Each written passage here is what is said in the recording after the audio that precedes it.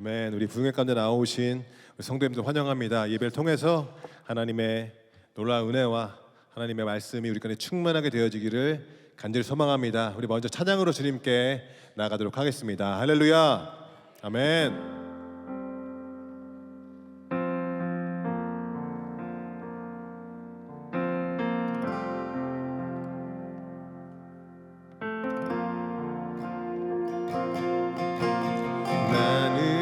하나님을 예배하는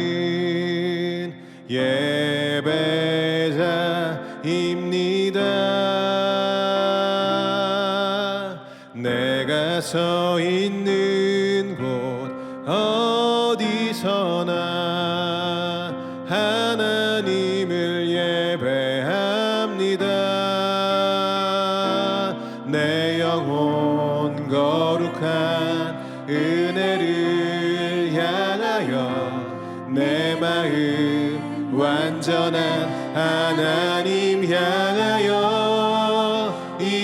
이곳에서 바로 이 시간 하나님을 예배합니다.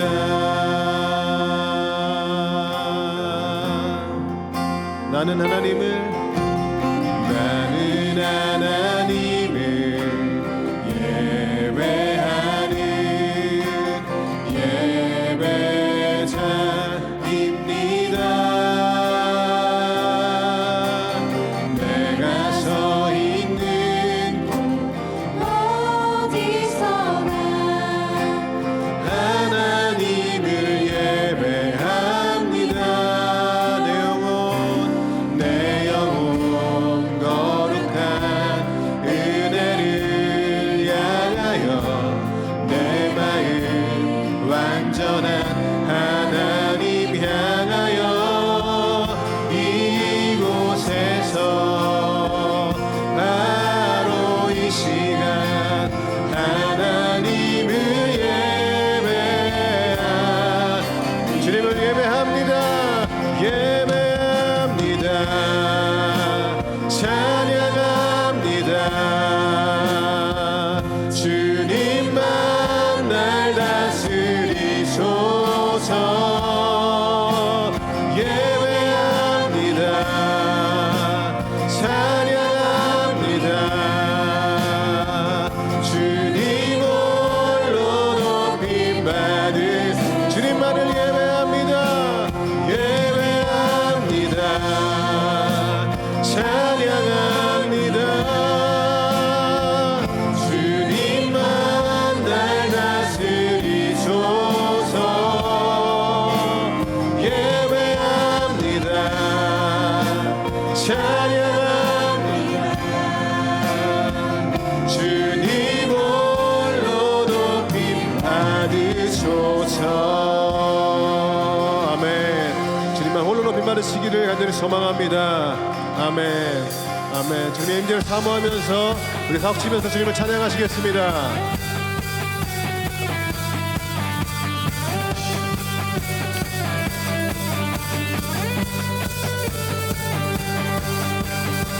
주님의 임재 앞에서 권능의 날개 아래서 그의 능하신 행동을 인하여 찬양해. 주님의 임재 앞에서 권능의 날개 아래서 그의 능하신 행동을 인하여 찬양해. 주의 나라 주의 권세 찬양 주에 임하네. 모든 원수 굴복하네. 주의 임재 앞에 주의 나라 주의 권세 찬양 주에 임하네. 모든 원수 굴복하네. 내가 춤을 출 때 다윗처럼 춤을 추면서 전심으로 주를 즐거워하라. 모든 만물들아 찬양하라. 영원히 영원히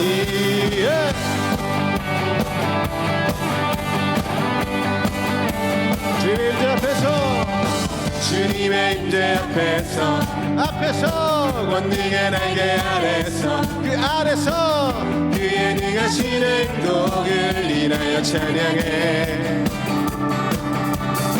주님의 임재 앞에서 권능의 날개 아래서 그의 능하신 행동을 인하여 찬양해.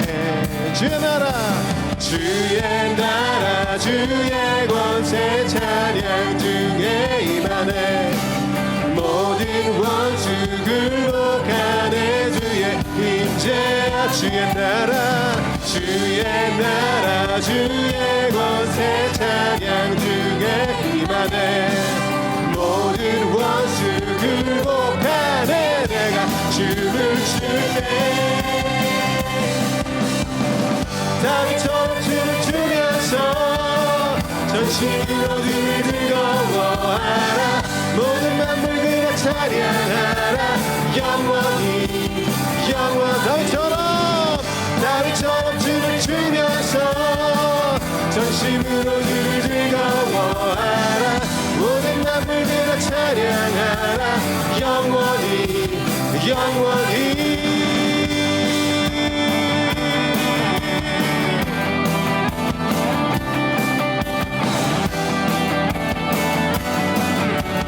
선포하실까요? 주의 나라 주의 권세, 주의 나라 주의 권세 찬양 중에 임하네. 모든 원수 굴복하네. 주의 임재 앞에 주의 나라 주의 권세 찬양 중에 임하네. 저 모든 원수 굴복하네. 내가 춤을 출때 다윗처럼 춤을 추면서 전심으로 주를 즐거워하라. 모든 만물들아 찬양하라. 영원히 다윗처럼 춤을 추면서 전심으로 주를 즐거워하라. 모든 만물들아 찬양하라. 영원히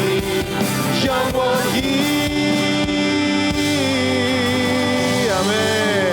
영원히 주를 찬양합니다. 주님의 임재 앞에서 기쁨으로 감사함으로 주를 찬양합니다. 아멘. 우리 삶 가운데 함께 하시며 우리 삶 가운데 세일을 행하실 그 주님을 찬양으로 나아가시겠습니다.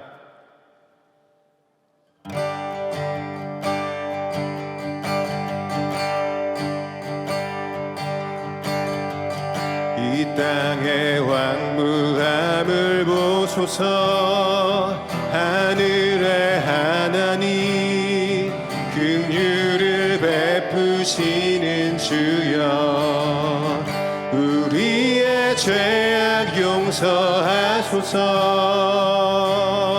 이 땅 고쳐 주소서.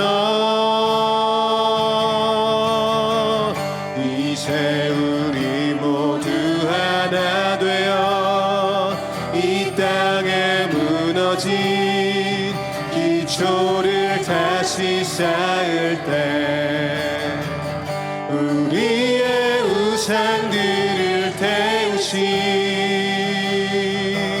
성령의 불 임하소서. 부흥의 불길 타오르게 하소서. 진리의 말씀 이 땅 새롭게 하소서. 은혜의 강물 흐르게 하소서. 성령의 바람 이제 불어와.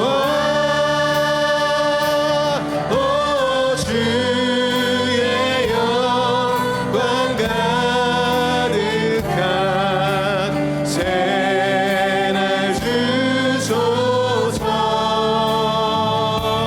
오 주님 나라 이 땅에 임하소서.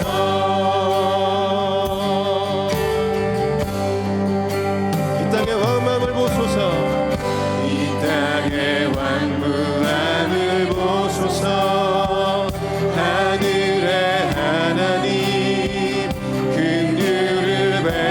주시는 주여 우리의 죄악 용서하소서 이 땅 고쳐주소서 이제 우리 모두 하나 되어 이 땅에 무너진 기초를 다시 쌓을 때 우리의 우상들을 태우시 성령의 불 임하소서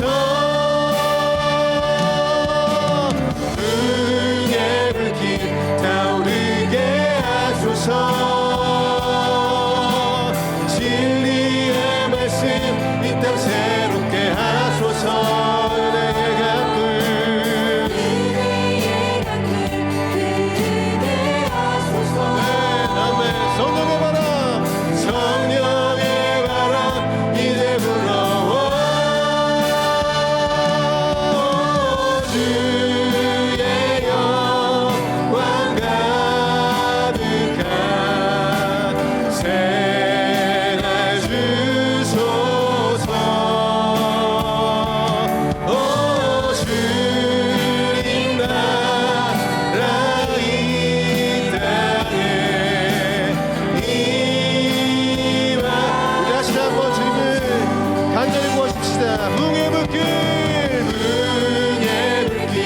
타오르게 하소서 진리의 말씀 이 땅 새롭게 하소서 은혜의 강물 흐르게 하소서 성령의 바람 이제 불어와 오 주의 영광 가득한 새날 주소서 오 주님 나라 이 땅에 임하소서 주의 영광 이곳에 가득해 주의 영광 이곳에 가득해 우리 선에 주님과 함께 찬양하며 우리는 전진하리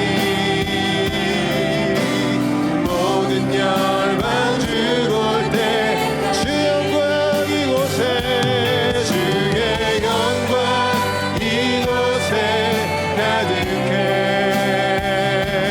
우리 선에 주님과 함께 찬양하며 우리는 전진하리 아멘 모든 영 우리 다시 한번 찬양하실 때는 우리 오른손 들고 찬양합시다 주의 영광 이곳에 가득해 우리 선에 주님과 함께 찬양하며 우리는 전진하리 모든 영 우리 다시 한번 찬양하겠습니다 주의 영광 가득하십니다 주의 영광 이곳에 가득해 우리 선에 주님과 함께 찬양하며 우리는 전진하리 모든 열방 주볼 때까지 아멘 아멘 우리 시간 함께 기도하시겠습니다 집회 첫째 날 하나님의 은혜가 넘치는 집회가 될 수 있도록 또 말씀을 전하시는 김은성 목사님을 위해서 우리 함께 주여 한번 무릎 짓고 기도로 나가시겠습니다. 같이 기도하시겠습니다. 주여 오 주님 이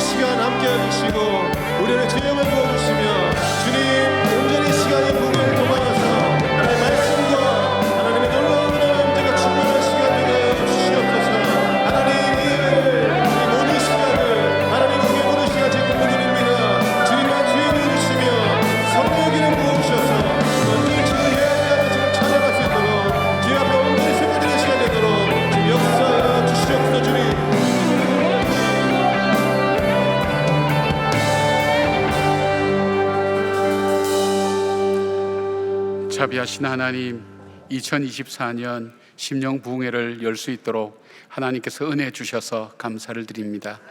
터를 견고하게 하는 하나님 주제를 가지고 무너져가는 이 세상 속에 하나님 반석처럼 든든하신 우리 주님을 의지하며 믿음으로 살기를 원하는 주의 백성들이 모여 함께 말씀을 나누고 찬양하며 기도하는 이 귀한 하나님 천국 잔치 위에 하나님 임재하시고 역사하여 주시오며, 강사라오신 김은성 목사님을 주님께서 붙들어 주셔서 성령의 두루마리로 입혀주시고 하나님 말씀을 전할 때 주의 능력과 은혜가 나타나게 하시고, 말씀 속에 담긴 지혜를 통해서 우리의 심령이 주님 앞에 더 가까이 가는 새로운 부흥의 역사를 일으킬 수 있도록 하나님 붙들어 주시옵소서. 가장 귀하고 복된 자리에 저희를 있게 하셔서 감사를 드립니다. 이 빈자리 한 군데 한 군데마다 주의 심령들을 하나님 주님께서 강건하여서 하나님 주의 전에 나올 수 있도록 하나님 붙들어 주셨고, 말씀으로 무장하는 저희들 되게 하여 주시옵소서. 하나님 여러 가지 모습으로 섬기는 주의 종들 위해 주님 함께 하시고, 부흥회를 통해서 하나님 교회가 살아나고 가정이 살아나고 한국 교회가 살아나는 놀라운 역사가 일어날 수 있도록 함께 하여 주시옵소서. 살아계신 예수님 이름으로 기도드리옵나이다. 아멘. 부흥에 오신 여러분들을 환영하고 축복합니다. 우리 좌우에 있는 분들에게 약속을 지키셨군요, 그렇게 좀 인사하시죠. 약속을 지키셨군요. 낮에 나오기로 한 배신자들이 지금 어디 계신지 모르겠어요. 아마 영상으로 보고 계신지 모르겠어요. 다들 나오자고 인사해놓고 나오지도 않고, 그렇죠. 방금 목사님들하고 좀 의논을 했는데 마을별로 가장 많이 참석한 마을은 총총무님을 시상하기로 그렇게 방금 계획을 세웠는데 실행될지도 모르겠습니다.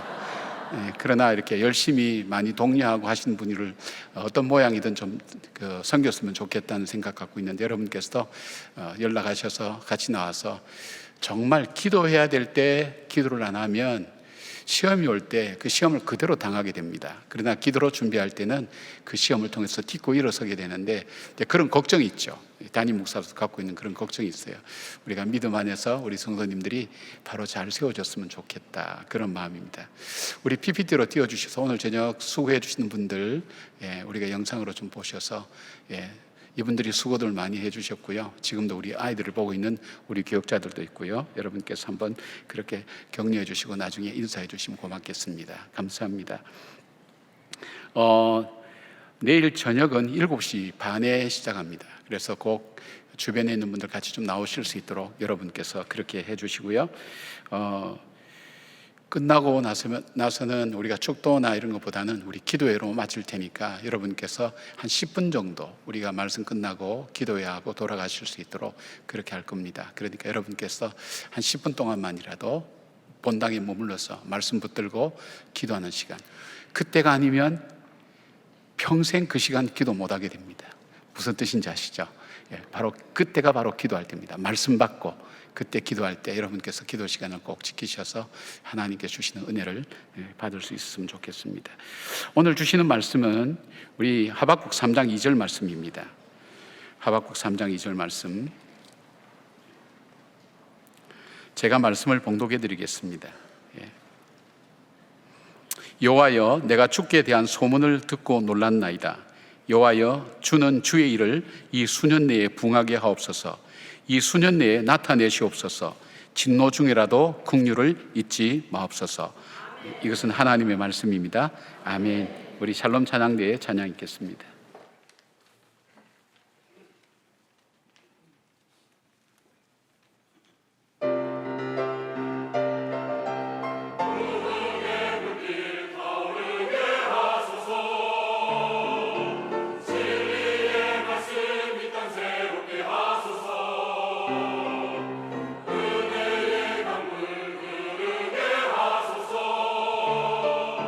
성령의 바람 이제 불어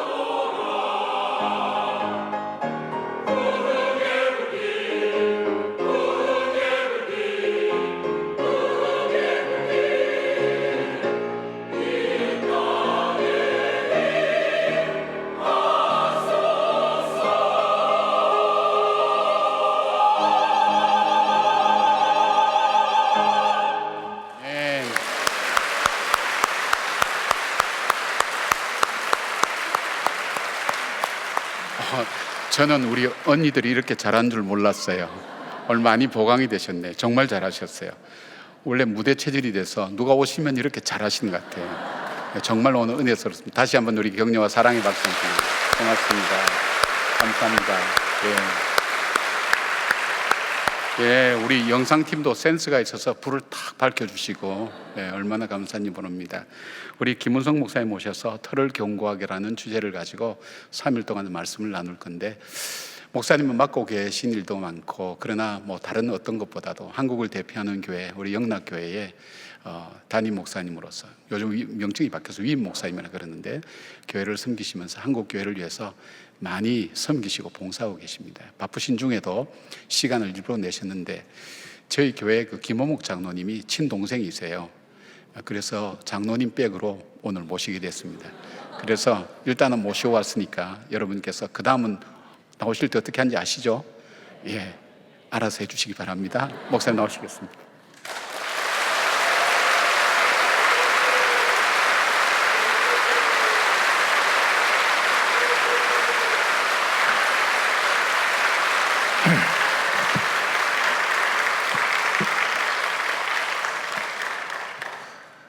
여러 성도님들 대단히 반갑습니다. 그리고 감사드립니다.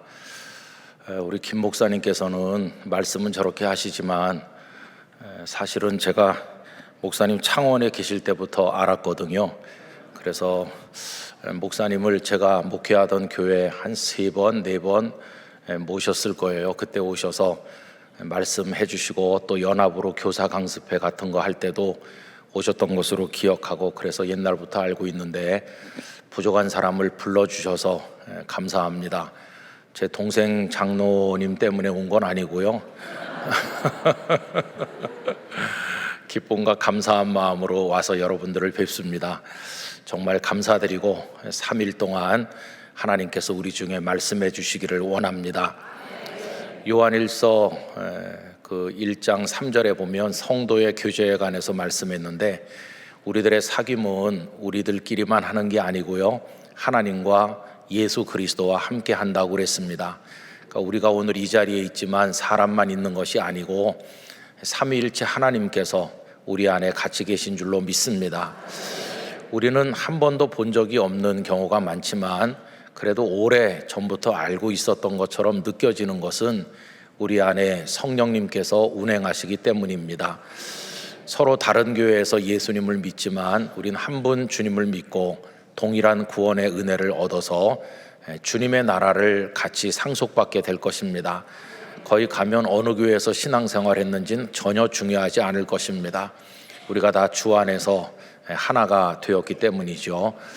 오늘과 내일 모레 이렇게 3일 저녁 집회 시간인데 하나님께서 말씀을 통해 우리를 깨닫게 하실 줄 믿습니다. 이 말씀은 사람의 이야기가 아니고 하나님의 거룩하신 말씀이고 성령의 감동으로 기록되었기 때문에 깨닫는 것도 성령의 역사가 있어야 합니다.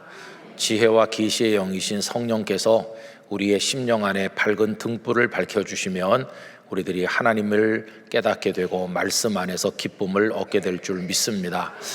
이 훌륭한 교회 하나님께서 예비된 은혜를 내려주시기를 간절히 원합니다. 저는 서울에서 태어나서 서울에서만 살다가 하나님 앞에 기도하기를, 하나님 이제 신학생이 되었으니까 제일 먼저 하나님께서 보내시는 곳에 가겠습니다, 이렇게 기도를 했습니다. 여러분, 기도를 함부로 하면 큰일 납니다. 그래도 그 기도가 제법 괜찮은 기도 같아서 계속 했는데 신대원 1학년 끝자락에 어느 교회에서 저를 교육전도사로 오라고 불러서 그건 뭐 쉽게 순종했습니다. 왜냐하면 서울 시내에 있으니까 제일 먼저 오라는 교회 가서 순종을 했죠. 그리고 또 그 기도를 계속해서 오랫동안 드리고 있는데 이번에는 순종하기가 좀 쉽지 않았습니다. 왜 그러냐 하면은 저 부산 끝 영도라는 섬에서 저를 오라고 했기 때문입니다.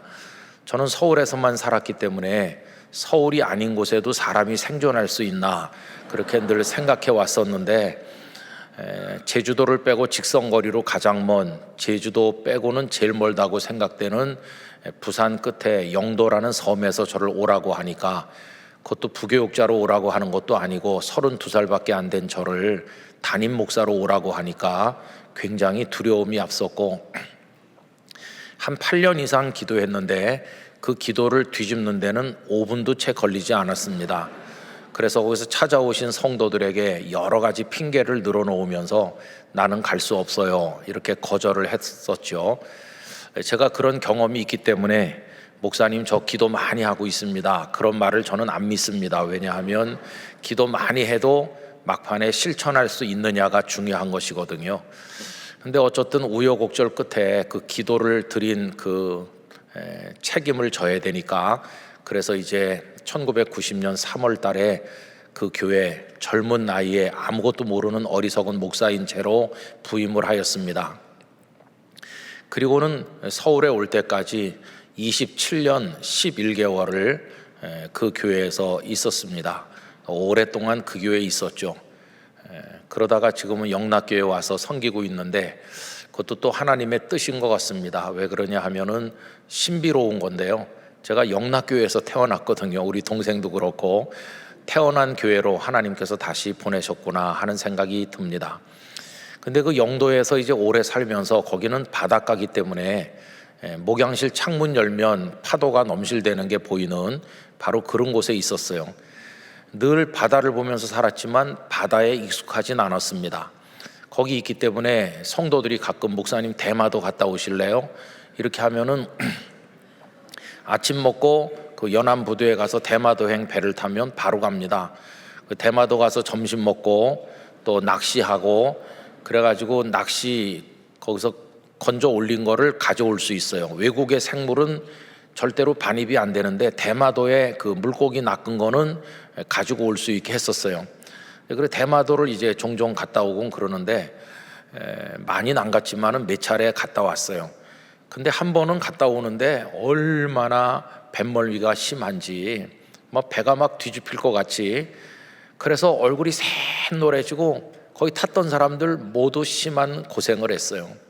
여러분, 뱃멀미 하면서 떼굴떼굴 구르는 사람들이 학수고대 하는 게 뭘까요? 어서 빨리 육지에 내렸으면 하는 거잖아요. 그렇게 고생하다가 부두에 육지에 발을 내리는 순간, 와, 이제 살았구나, 이렇게 안심했어요. 물은 넘실대지만 땅은 견고하다, 이렇게 생각했기 때문이죠. 근데 여러분, 땅이 견고한 게 아니라는 것을 그 후에 알게 됐습니다. 벌써 10수년 됐는데 연도를 찾아보진 않았는데요, 주일날 아침이었는데 2부 예배를 드리면서 헌금 기도가 드려지는 시간이었습니다. 제가 강대상을 이렇게 붙들고 헌금 기도를 하고 있는데 우르르 그러면서 흔들리는 것이었어요. 여러분, 그때 부산 경남 일원에 진도 5.5인가 그런 지진이 일어났습니다. 그러면서 예배당 건물이 흔들리는 걸 느낄 수 있고, 제가 붙들고 있는 강단이 흔들흔들하는 것을 알게 됐어요. 헌금 기도를 드리다 말고 입으로는 기도를 계속하면서 눈으로는 성도들의 반응을 살펴봤습니다. 그러니 눈으로는 성도들을 봐야지, 입으로는 기도를 계속해야지, 강단을 붙들어야지. 굉장히 불안한 시간이 한 1분쯤 지나가는데 성도들도 입으로는 아멘 그러면서 눈을 다 뜨고 있더라고요. 근데 여러분, 예배당이 굉장히 지진에 취약합니다. 왜 그러냐 하면 다른 건물들은 가운데 기둥들이 많이 있지만 이 예배당은 가장자리로만 기둥이 있고 가운데가 아무것도 없어서 그냥 폭삭 내려앉기 딱 좋은 그런 구조잖아요. 참 그때 마음이 불안하면서 깨달은 것은, 아, 땅도 안전한 데가 아니구나.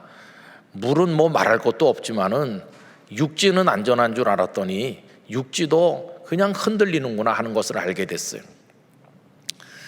여러분, 땅이 견고한 줄로 알고 땅에 두 발 디디고 안심하고 우리가 살고 있는데 그게 정말 위험하다는 것을 요즘 들어서 더 많이 알고 있습니다.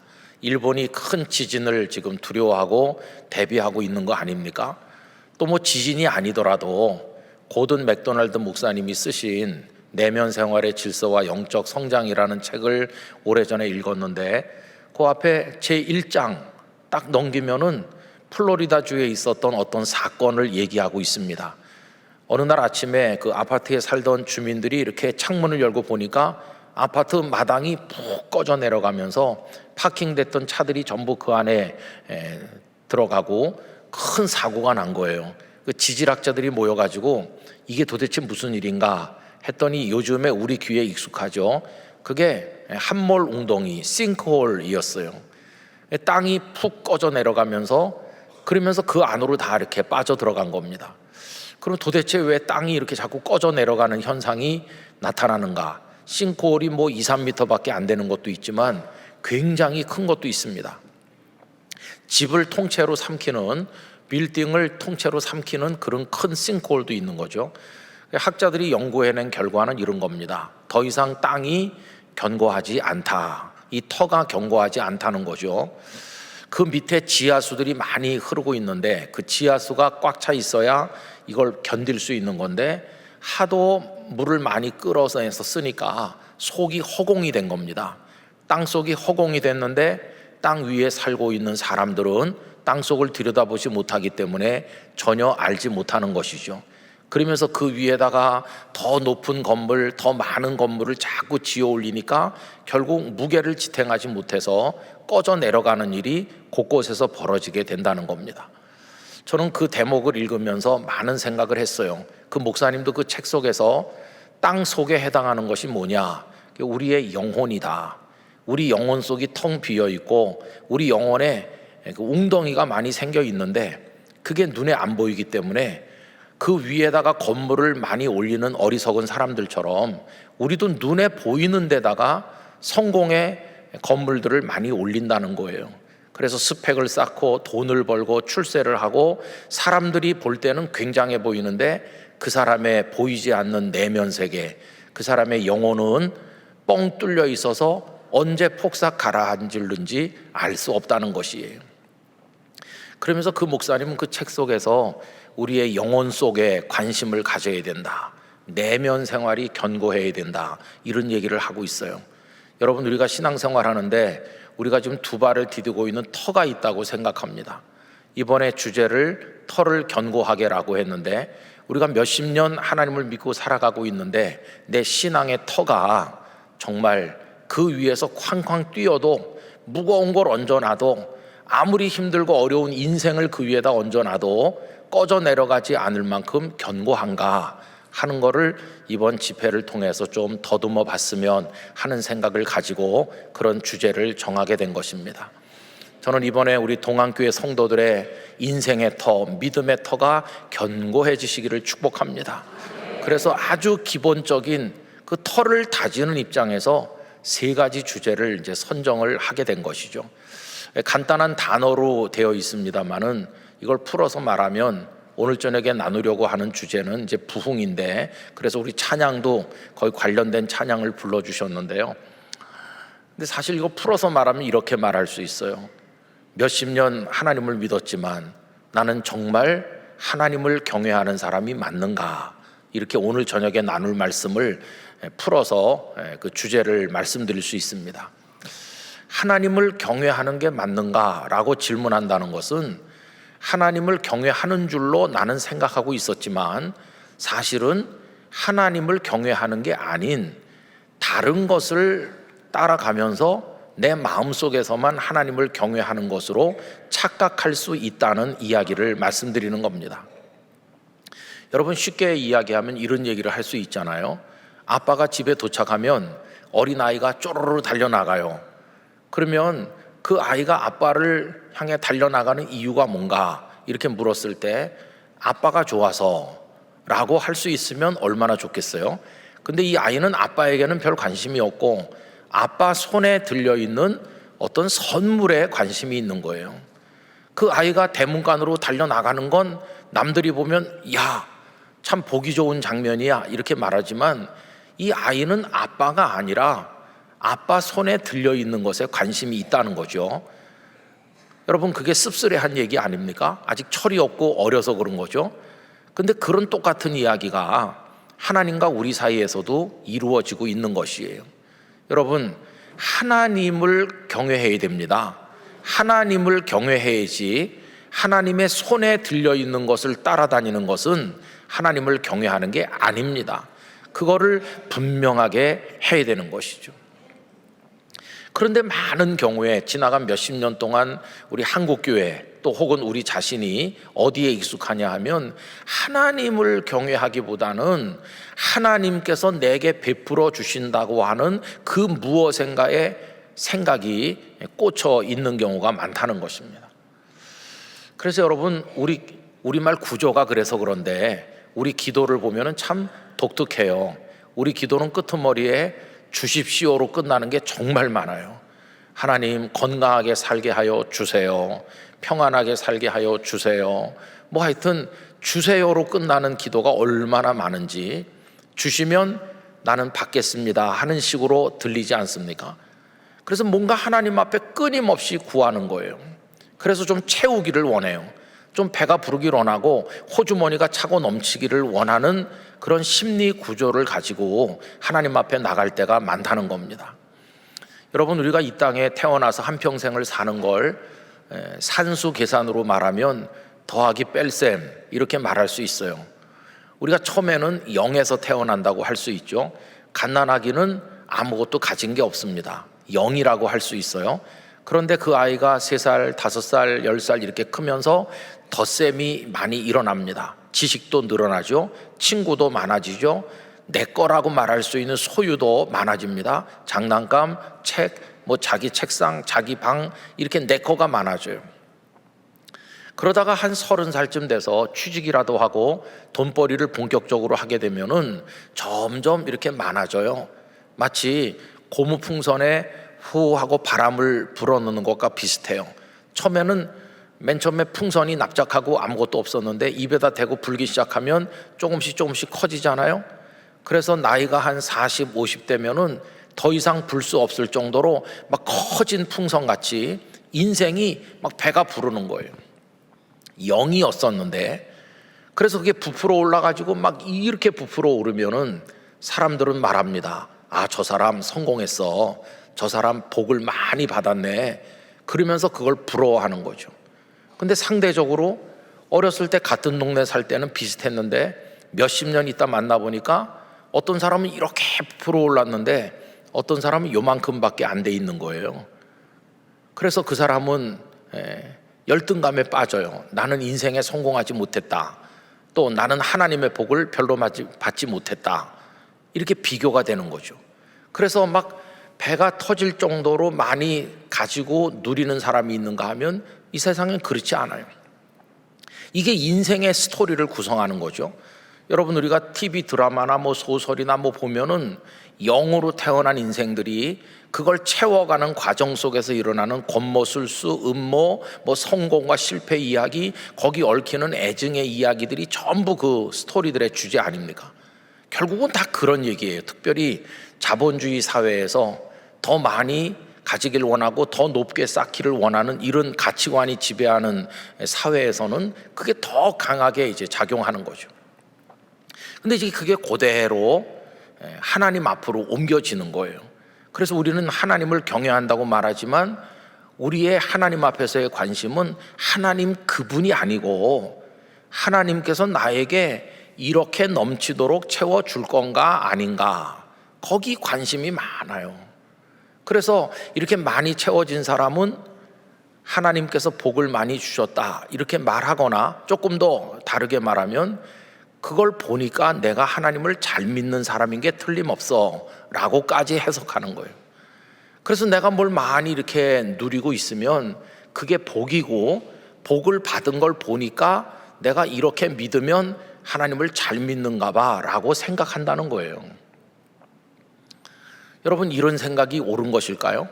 그럼 목사님들은 그동안 옆에서 군부를 많이 뗐어요. 하나님 앞에 부르짖으면 하나님이 다 채워주신다.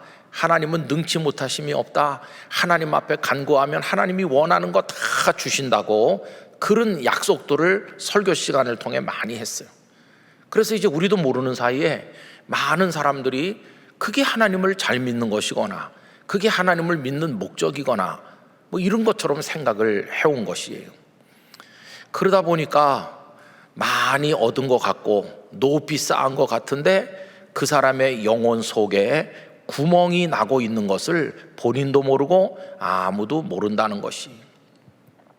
여러분, 이런 얘기는 목회자들도 예외가 아닙니다. 목회자들은 어떤 유혹을 받느냐 하면 목회 성공하고 싶은 유혹을 받습니다. 목회 성공이라는 말 자체가 성립되기 어려운 표현인데도 우리 한국교회는 목회 성공이라는 표현이 너무 익숙해져 있어요. 그 목사님 목회 성공했대. 그 목회 성공의 기준이 뭘까요? 우리 한국교회에서는 이상하게 해석을 해서 교인을 많이 모으면 성공했다고 그러고, 또 굉장히 거대한 예배당 건물을 가지고 있는 그런 교회 목사가 되면 그 목사님 성공했다고 이렇게 말하고, 또 이름께나 알려지면 그 목사님 성공했다 이렇게 말해요. 그럼 여러분, 저 농어촌의 작은 교회나 이제 막 교회를 개척해서 한 영혼을 사랑하면서 눈물로 기도하고 그 몇 안 되는 성도들을 위해서도 밤을 새워 말씀을 연구하는 목사님은 다 실패한 겁니까? 이런 가치관이 작용하다 보니까 교회까지도 자본주의의 논리에 휩쓸리게 되는 것이에요. 성도들이 교회를 선택하게 될 때 어느 교회에 진짜 주님의 사랑이 있고 진리의 말씀이 있는가를 생각해야 되는데, 일단 교회가 크고 보면 좋은 교회인가 이렇게 생각해요. 그래서 여러분, 여기서 많은 가치 왜곡과 전도가 일어나는 것을 알 수 있어요. 그래서 많은 병폐들이 생겨나고 있는 거죠. 그래서 목사님들도 목회 성공해야 되겠다고 하는 유혹을 강하게 받는 거예요. 그런데 그게 하나님의 도우심인지 본인의 수완과 능력인지, 또 목사님들이 가끔 하는 말대로 몫이 좋은 데다가 십자가를 세워서 그런지 모르지만은 얼마 안 됐는데 교인이 많이 모이고, 교인이 많이 모이니까 예배당을 져야 되고, 그래가지고 제법 큰 예배당에 성도들도 몇백 명 이렇게 모이면은 사람들이 우와, 그 목사님이 성공했다 이렇게 말하는 거예요. 그럼 이제 다른 교회에서 뭐 설교하러 와주세요 이렇게 하고 여기저기 다니다 보면 목사님의 이름도 좀 알려지고, 나이가 50 넘어가면은 노회에서도 뭐 임원을 하시라 뭐 그러면서 노회 임원도 하고 뭐 이렇게 하면서 나는 그래도 목회에 성공했어 이렇게 하는 거죠. 그런데 그 목사님의 영혼 밑바닥에 큰 싱크홀이 있어도 잘 모르는 거예요.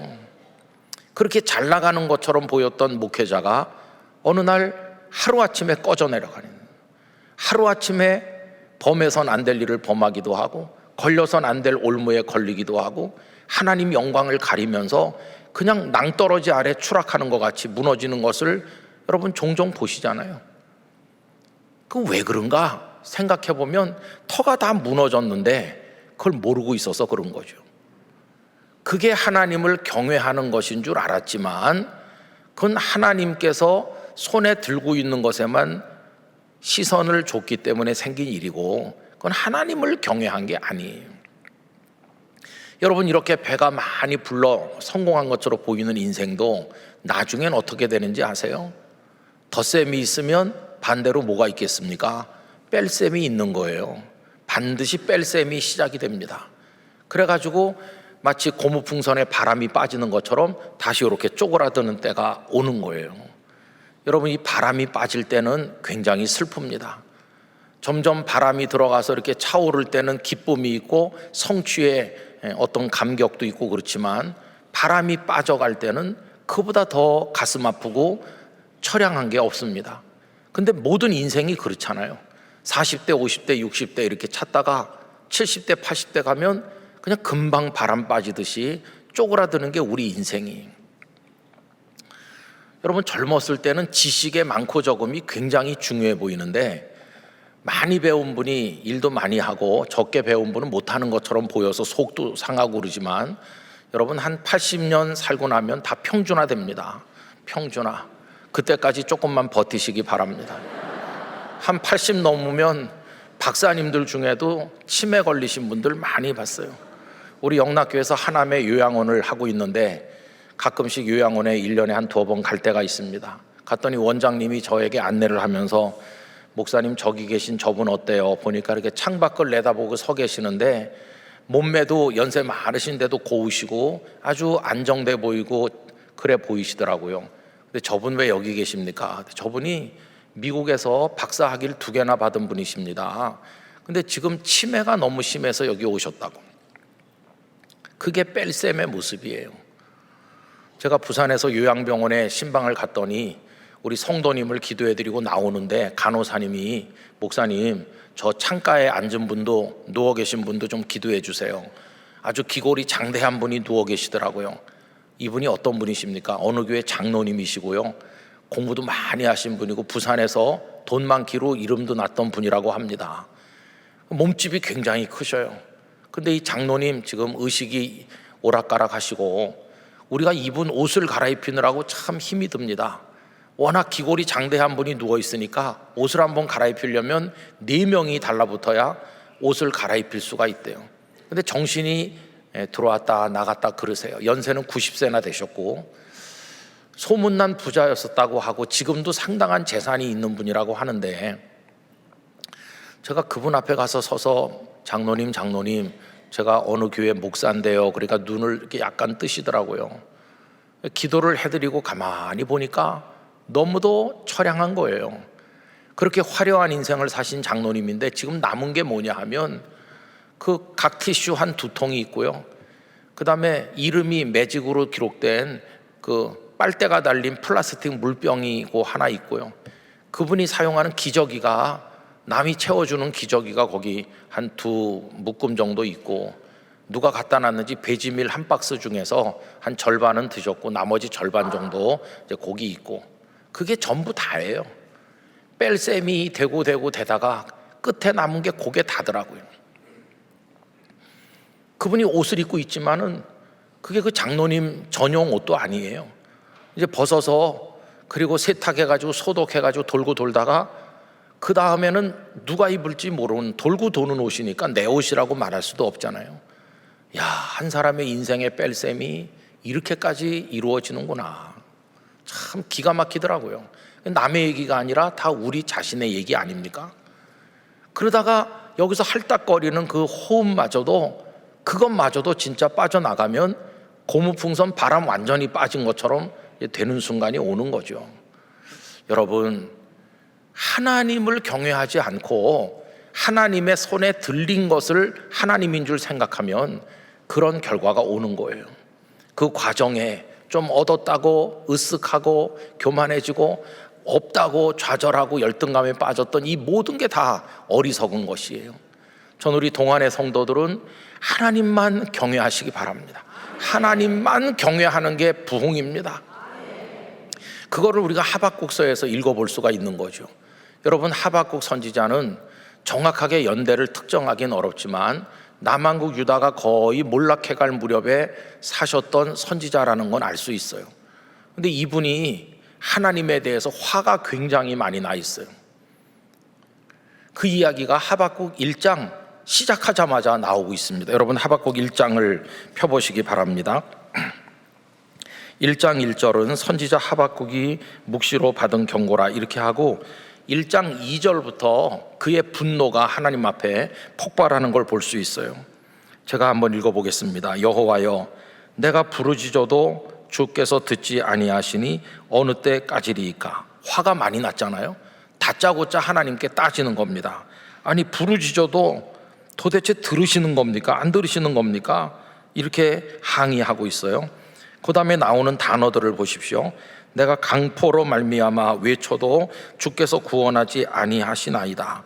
그 남한국 유다에서 사는 게 쉽지 않은 거예요. 사회가 다 타락하고 얼마나 강포한지 말할 수가 없어요. 또 3절, 어찌하여 내게 죄악을 보게 하시며 패역을 눈으로 보게 하시나이까. 겁탈과 강포가 내 앞에 있고 변론과 분쟁이 일어났나이다.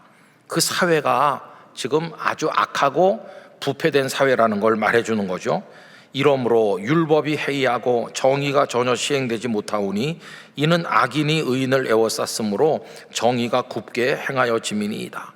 이런 사회가 되다 보니까 하나님의 율법도 다 이렇게 사람들이 해이하게 생각하고 하나님이 정의를 원하시는데 정의도 시행되지 못하고 의로운 몇몇 사람을 악한 사람들이 다 애워싸가지고 악인이 의인을 애워싸가지고 견딜 수 없게 만드는 이런 상황이 지금 돼 있는데, 하나님은 도대체 뭐 하시는 겁니까? 내가 이렇게 부르짖고 외쳐도 도대체 반응이 없으시니 어찌된 일입니까? 지금 이게 하박국의 원통한 분노의 폭발이거든요. 여러분, 하박국은 왜 이렇게 분노하는 것일까요? 그것은 그것 때문에 그의 인생이 고통받고 있다고 생각하기 때문이에요. 다시 말하면 뭔가 이렇게 좀 많이 채워지고 삶이 평안하고 생각대로 잘 되고 사람들 앞에 좀 으쓱대면서 나 복 많이 받은 사람이야 이러고 싶은데 이게 안 되는 거예요.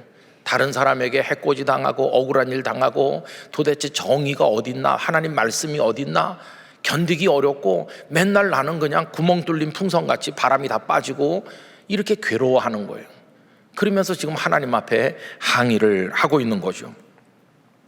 그랬더니 여러분, 하나님께서 하박국의 처지를 모르실까요? 유다 왕국이 얼마나 부패되고 있는지를 다 알고 계시고 하박국의 처지를 다 알고 계세요. 그래서 하나님께서 답을 주시는 겁니다. 뭐라고 답을 주시느냐 하면 여러분 거기 6절 말씀을 내려가 보시기 바랍니다. 하나님의 답인데요, 보라, 내가 사납고 성급한 백성 곧 땅이 넓은 곳으로 다니며 자기의 소유가 아닌 거처들을 점령하는 갈대아 사람을 일으켰나니. 이게 무슨 얘기냐 하면은, 하박국, 나 너의 그 부르짖는 억울한 소리 다 알고 있다. 그리고 남한국 유다가 얼마나 타락했는지도 알고 있어. 내가 아무 생각도 안 하고 있는 줄 아니? 나도 다 계획이 있어. 내 계획이 뭔지 한번 말해볼까? 내 계획은 이 남한국 유다를 한번 되게 아프게 때리는 거야. 내가 이제 손을 볼 거다. 내가 채찍을 이미 준비했어. 하나님께서 남한국 유다를 채찍으로 때리시기로 했는데 그 준비한 채찍이 방금 전에 읽은 말씀에 나오죠. 어떤 사람들을 일으켰다고요? 갈대아 사람을 일으켰다고요. 갈대아 사람이란 쉽게 말하면 바벨론 군대, 느부갓네살 왕의 바벨론 군대를 말하는 거예요. 내가 바벨론의 군인들을 끌고 와서 이 남한국 유다를 짓밟게 하겠다는 거예요. 그래서 호되게 종아리를 치려고 나도 다 계획이 있다. 여러분, 이걸 보면 하박국이 대개 어느 쯤에 살았는지를 짐작은 할 수 있죠. 여러분, 남한국 유다의 그 마지막 역사를 대개 아실 겁니다. 이미 북왕국 이스라엘은 아수르에게 멸망을 했고요. 남쪽 유다만 조금 남아있는 건데 그것도 점점 지금 쇠약해지고 있는 거죠. 요시야가 왕일 때 한번 마지막 반짝했던 때가 있어요. 종교 개혁도 하고 성전 개혁도 하고 하나님 앞에 잘해보려고 했었는데 이 요시야는 아깝게도 애국과의 그 부딪힘에서 전사하고 말았어요. 요시야가 죽고 나니까 그 다음에 급속하게 나라가 기울었습니다. 여호아하스라는 왕이 얼마 동안 있었고 그 다음에는 여호야김이 등장했고 그 다음에 여호야킨, 그리고 이제 시드기야, 이렇게 해갖고 나라가 끝나요. 이제 처음에는 애굽의 영향력 아래에 있다가 나중엔 바벨론의 영향력 아래에 들어가고 엎치락 뒤치락 합니다. 그런데 이 바벨론 군대는 남한국 유다를 전부 몇 번이나 침공했는가? 3번 침략을 했어요. 1차 침공은 BC 605년입니다. BC 605년에 쳐들어왔는데 그때 1차에 끌려서 포로가 된 사람들 중에는 유명한 다니엘과 그의 친구들이 있는 거죠. 그리고는 이제 얼마간 시간이 지난 다음에 BC 597년에 2차 침공이 있었는데 그때는 왕이 된 지 석 달밖에 안 된 여호야긴이라고 하는 성경에 여고냐라고도 나옵니다. 그 사람을 끌고 갔어요, 바벨론으로. 그리고 그 2차 포로로 끌려간 사람 중에 유명한 사람은 에스겔 선지자가 있습니다. 근데 같이 끌려갔어요. 그리고는 이 여호야긴을 끌고 간 대신에 왕의 자리에는 여호야긴의 숙부인 시드기야를 떡하니 앉혀놨어요. 느부갓네살이 자기 마음대로 세운 왕입니다. 시드기야가 남한국의 마지막 왕이죠. 근데 시드기야는 느부갓네살 왕에게 전적인 충성을 하지 않고 자꾸만 애굽에 눈치를 보냈어요. 애굽의 도움을 좀 받아볼까 이렇게 했던 것 같아요. 그러니까 결국은 3번째 침략을 받게 돼서 BC 586년에 포위되어 있던 예루살렘이 함락되면서 완전히 성이 무너지고 예루살렘 성전도 폐허가 되고 그리고 다 끌려간 거죠. 시드기야도 2눈이 뽑힌 채로 바벨론에 끌려가서 죽습니다. 이렇게 남유다가 멸망하거든요. 그럼 이 하박국은 이 바벨론의 말발굽 소리가 점점 가까이 다가올 때쯤 이제 이 말씀을 전하는 거예요. 나라가 이미 기울어가는 거죠. 여러분, 우리가 일본에 합병된 건 1910년이지만 벌써 1860년, 70년, 80년 그때 나라가 기울고 있을 때 아닙니까? 그러다가 이제 대한제국을 선포했지만 그건 허울뿐이고 힘은 하나도 없었던 거 아시잖아요. 그 무렵에 우리 백성들이 고통을 겪은 것처럼 하박국도 이제 그런 고통 앞에 있는 거죠. 갈대아 사람들을 내가 끌고 와서 네가 말하는 이 타락한 남한국 유다를 징벌하겠다, 이렇게 하나님께서 답을 주셨어요. 그럼 여러분이 하나님의 답을 받은 이 하박국이 흡족했을까요? 이 타락한 민족은 한번 혼나봐야 돼, 하나님의 채찍을 맞아봐야 돼, 이렇게 마음이 후련했을까요? 그게 아니에요. 하나님 말씀을 듣고 가만히 생각해 보니까 이해가 안 됐습니다. 왜 그러냐 하면 지금 채찍으로 사용하시는 바벨론 군대, 갈대아 사람들, 그 사람들이 지금 굉장히 강성한 나라가 돼가지고 주변의 작은 나라들을 하나씩 다 먹어치우고 있잖아요. 여러분이 느부갓네살은 우린 성경에서만 보는데 일반 역사에서도 대단한 명군이었던 사람입니다. 그는 그 아버지 나보폴라사를 도와서 바벨론을 전성기에 끌어올린 사람이고 40년 이상을 제위하면서 막강 제국을 일으켰던 사람이 이 느부갓네살이에요. 또 아시잖아요. 느부갓네살이 나중에 다니엘과 그의 친구들을 발탁해가지고 높은 자리에 앉힌 것도 알잖아요. 이 사람은 국가를 경영할 줄도 알고 인재를 알아보는 눈도 있었던 아주 탁월한 군주로 역사 속에 남아있어요. 근데 그때는 하여튼 강한 힘을 가지고 다른 나라들을 점령하고 있을 때죠. 나중에 이 느부갓네살은 BC 609년에 갈그미스라는 곳에서 애굽의 코를 납작하게 하고 애굽까지도 수하에 넣으려고 했던 대단한 왕입니다. 이렇게 이제 파죽지세처럼 이제 몰려오는 건데 가만히 듣고 보니까 하나님 앞에 또 원망이 생겼어요. 하나님, 갈대아 사람들을 채찍으로 쓰신다는 걸 이해는 하겠습니다. 그런데 받아들일 수는 없습니다. 왜 그러냐 하면 우리가 비록 악하긴 하지만 우리 남한국은 그나마 하나님을 부르는 백성 아닙니까? 우리가 부패하긴 했지만 형식적으로라도 하나님을 찾는, 하나님을 부르는 백성인데 저 갈대아 사람들은 하나님이 계신지도 모르고 누군지도 모르고 아예 우상 숭배자들인데, 우리보다 더 악한 자들인데 어떻게 더 악한 자들을 데려다가 하나님의 백성인 우리를 때리신다고 하십니까? 이것도 앞뒤가 안 맞는 거 아닙니까? 이렇게 또 불평해요. 그 얘기가 쭉 나옵니다. 근데 그 중에서 마지막 절만 보려고 하는데 1장 17절로 가보시기 바랍니다. 그는 바벨론 세력을 말하는 거죠. 느부갓네살을 가리킨다고도 생각합니다. 그가 그물을 떨고는 만족할 줄을 모르고 계속하여 여러 나라를 무자비하게 멸망시키는 것이 옳으니까, 이렇게 또 말하죠. 여러분, 그물을 떤다는 게 무슨 말일까요? 이렇게 그물을 휙 던져가지고 물고기를 잡잖아요. 그럼 이제 그걸 다 떨어가지고 한 마리씩 꺼내서 이제 담잖아요. 그러면 그 정도면 만족하고 돌아가야 되는데 이 어부는 그걸로 만족을 안 하고 또 그물을 계속 던진다는 거예요. 그렇게 욕심 사나운 어부처럼 이 느부갓네살 왕은 만족할 줄을 모르고 이 나라 저 나라를 다 먹어치우고 있는데 이게 옳은 행사입니까? 그런 바벨론 군대에게 우리 유다를 맡기신다고 하는 게 너무 심한 거 아닙니까? 이렇게 또 이제 항의를 제기했어요. 자, 그랬더니 이제 하나님께서 또다시 하박국에게 답을 주시는 얘기가 2장으로 넘어가면 나옵니다. 여러분 2장 1절에 보십시오. 하나님의 답을 기다리는 하박국의 모습이 나오죠. 내가 내 파수하는 곳에 서며 성노에 서리라. 하나님께서 내게 무엇이라 말씀하실는지 기다리고 바라보며 나의 질문에 대하여 어떻게 대답하실는지 보리라. 이게 하박국의 생각이에요. 이 답답한 하박국에게 하나님의 좀 시원한 답이 임할 건지 내가 좀 기다려 보겠어, 하나님 어서 답해 주세요, 이렇게 하는 거죠. 그랬더니 드디어 하나님의 말씀이 임했습니다. 2절, 여호와께서 내게 대답하여 이르시되 너는 이 묵시를 기록하여 판에 명백히 새기되 달려가면서도 읽을 수 있게 하라. 하박국, 이제 내가 너에게 또 다른 답을 줄 텐데 이건 굉장히 중요한 거기 때문에 아주 크게 기록해야 된다는 거예요. 명백히 새겨야 된다. 달려가면서도 읽을 수 있을 만큼 명백히 써 넣어야 된다는 거죠. 3절, 이 묵시는 정한 때가 있나니 그 종말이 속히 이르겠고 결코 거짓되지 아니하리라. 반드시 이루어진다는 거예요.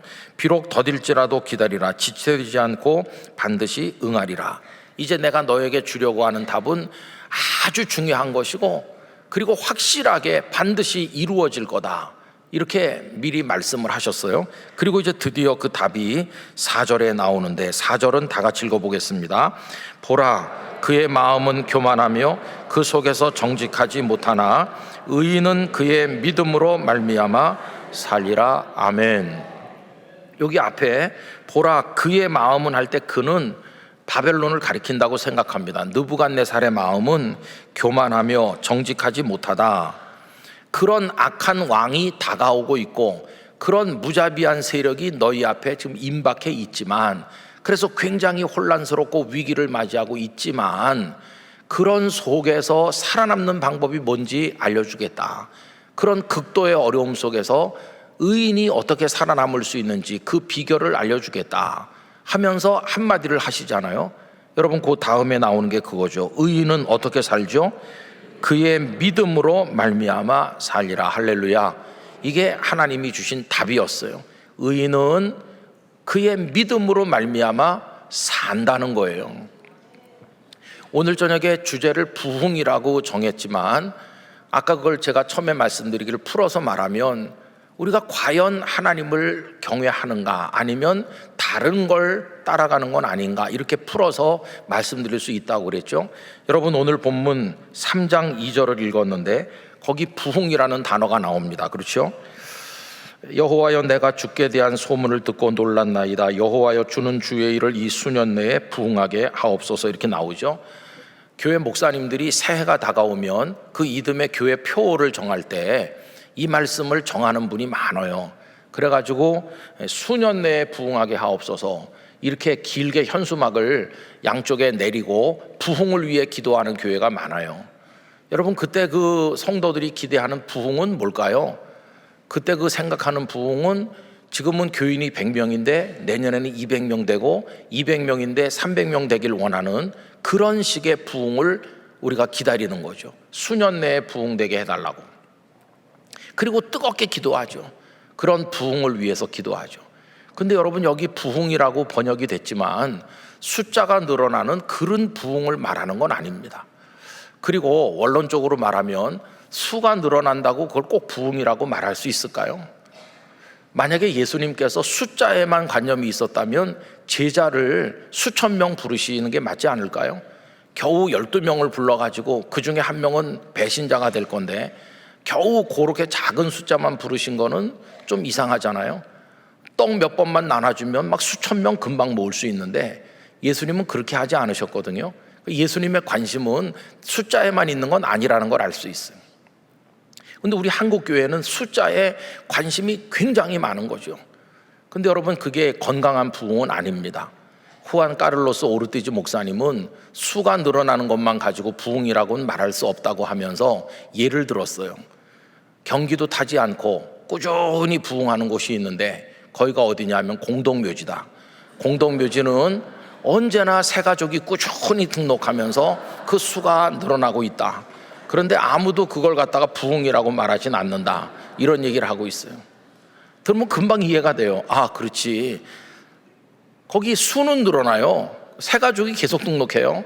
그런데 거기 움직임이 없어요. 왜냐하면 다 죽었으니까. 생명이 없는 거예요. 여러분, 그 이야기가 여기랑 잘 연결됩니다. 왜 그러냐 하면 여기 하박국 3장 2절에 부흥이라고 우리말로 번역됐지만 그 히브리어 성경에는 이게 하야 동사거든요. 하야 동사라는 거는 살아 일어나는 그런 뜻이에요. 살아 일어난다. 여러분, 에스겔서에 보면 하나님께서 백골이 가득한 골짜기를 에스겔에게 보여주시면서 이 백골들이 살겠느냐 이렇게 물어보시잖아요. 이것들이 살아 일어나서 하나님의 군대가 될 수 있겠느냐 할 때 그때 사용된 동사가 바로 이겁니다. 그러니까 진짜 부흥은 뭐냐 하면요, 수가 늘어나는 그걸 말하는 게 아니고 죽었던 게 살아나는 게 부흥이에요. 살아 일어나는 게 부흥이거든요. 그런 의미에서 우리는 살아 일어나야 되고 우리는 부흥돼야 되는 것이죠. 근데 여러분, 아까 읽었던 2장 4절로 돌아가서 의인은 그 믿음으로 말미암아 어떻게 된다고요? 살리라. 살리라가 그게 하야인 것이. 그러니까 2장 4절에 살리라, 의인이 죽지 않고 생명으로 일어나게 되는 비결이 뭐냐? 믿음이다, 믿음. 이렇게 얘기하시고, 그게 이제 3장 2절에 오면 살아 일어나는 걸 부흥이라고 말씀하는 거예요. 그러니까 지금 하박국서에 흐르고 있는 주제는요, 막 이렇게 뭐가 많이 생겨서 떵떵거리고 복을 받았다고 자랑하며 사는 그런 문제도 아니고, 이 하박국서 전체에 흐르고 있는 주제는 생명이에요. 생명. 살아 일어났나, 그거예요. 살아 일어났나. 그럼 여러분 다시 하박국 2장 4절로 와서 의인은 그의 믿음으로 말미암아 산다고 그럴 때, 여러분 그가 누군지 그게 문제예요. 그의 믿음으로 말미암아 산다고 할 때, 이 말씀은 히브리서에도 인용되고 로마서 1장 17절에도 인용되는데, 그의 믿음이라고 할 때 그가 누굴까요? 우리 상식적으로는 하나님이 계시고 우리가 그분을 믿는 거니까 우리라고 생각해요. 이 그는 하나님을 믿는 그 사람, 하나님을 그 사람이 잘 믿으면 그 믿음 덕분에 그 사람은 산다, 이렇게 우리 이해해요. 물론 그 말이 맞아요. 우리가 주님을 믿으면 그 믿음으로 인해 우리가 살 것입니다. 그렇게 해석하는 게 틀린 게 아니에요. 그런데 여러분, 그 히브리어 텍스트 중에 거기 각주가 붙어 있는 게 있어요. 거기 보면은 그를 놀랍게 해석하고 있어요. 이 그는 사람을 가리키는 게 아니다. 그럼 그가 누구냐? 그는 하나님이시다, 이렇게 말하는 거예요. 그럼 이게 해석이 완전히 뒤바뀌는 거예요. 의인은 어떻게 죽지 않고 살게 되는가? 그를 하나님이라고 해석을 하면 하나님께서 가지신 믿음 덕분에 너희가 산다, 그렇게 해석이 되는 거예요. 그럼 이때 믿음은 뭡니까? 우리가 하나님을 믿는 건 조금 이해가 되는데, 하나님의 믿음이라고 하는 건 뭐냐? 여기 이 믿음은 에무나라는 건데요, 다른 말로 말하면 하나님이 가지신 조금도 변함이 없으신 신실함, 그걸 에무나라고 하는 거예요. 이게 에메트와 통하는 거죠. 여러분, 하나님은 거짓되지 않은 신참이십니다. 하나님은 한 번 약속하시면 변함이 없으십니다. 하나님의 말씀은 아침 저녁 달라지는 게 아니라 반드시 말씀하신데도 이루시는 분이세요. 그게 하나님의 에무나이고 하나님의 에메트입니다. 신실하시다. 그래서 여러분, 시내산에서 하나님과 이스라엘 백성들이 약속을 했어요. 하나님께서 나는 너희의 하나님이 될 테니 너희는 내 백성이 되라. 이게 이렇게 시내산 언약이라고 하잖아요. 여러분, 언약과 약속의 생명은 뭡니까? 끝까지 지키는 거죠. 그죠? 그게 신실함이잖아요. 변하면 안 되는 거죠. 그런데 이스라엘 백성은 이거 그냥 헌시작처럼 버렸어요. 하나님 버리고 우상숭배하고 온갖 못된 짓 다 했어요. 그러면 백성들이 하나님 앞에 신실합니까? 이들의 신실은 다 깨진 거예요. 그럼 이들은 다 죽어서 없어져야 되는데, 어떻게 이스라엘 백성들이 그래도 명맥을 유지하고 살아가나 봤더니 이들은 신실을 버렸지만 하나님의 신실은 깨지지 않고 지켜졌기 때문이에요. 다시 말하면 이렇게 하나님과 같이 손을 잡았는데 그들은 하나님의 손을 놓았어요. 그런데 하나님은 그들을 놓지 않으신 거예요. 하나님께서 그들을 붙들고 계신 덕에 그들이 추락하지 않고 살아남아 있었던 거예요. 여러분, 우리가 하나님을 선택했고 우리가 하나님을 잘 믿어서 사는 게 아니라 하나님께서 우리를 먼저 사랑하셨고 우리를 신실하게 붙드신 덕에, 은혜를 주신 덕에 우리가 이 자리에 있고 구원받게 되는 것이죠. 그래서 엄밀하게 말하면 우리의 믿음은 응답으로서의 믿음인 것이에요. 내가 하나님을 믿을 수도 있고 안 믿을 수도 있는데 큰 맘 먹고 하나님 믿는다, 이런 게 아니고, 하나님께서 우리같이 우둔하고 어리석은 자를 택하셔서 우리의 갖은 허물과 죄악에도 불구하고 우리를 눈물로 붙들고 계시기 때문에, 독생자 예수님까지 주시면서 사랑하기 때문에 우리가 살아남아 있는 거고, 오늘 우리가 하나님 믿습니다 하는 건 그 은혜에 대한 응답 차원의 믿음밖에는 아무것도 아니에요. 결국 의인은 어떻게 사느냐? 그 신실함으로 사는 거예요. 지금 바벨론 군대가 쳐들어오고 있죠. 남한국 유다는 썩을 대로 썩고 부패할 대로 부패했죠.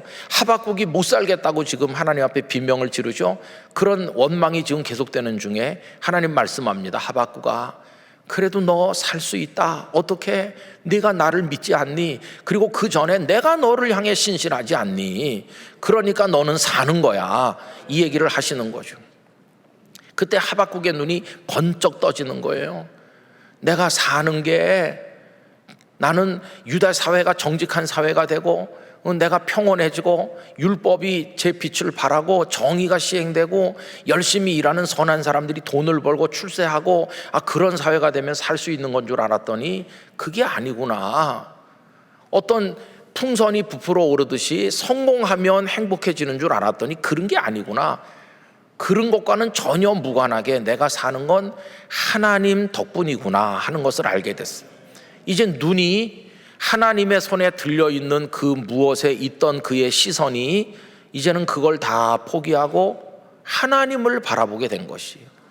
하나님 손에 들려있는 것을 바라보고 거기 욕심을 내고 그걸 많이 가진 걸 복이라고 생각하고 그걸 많이 가지면 믿음 좋은 사람이라고 생각해 왔었는데 이제는 그것 때문에 사는 게 아니고 하나님 그분 때문에 사는구나.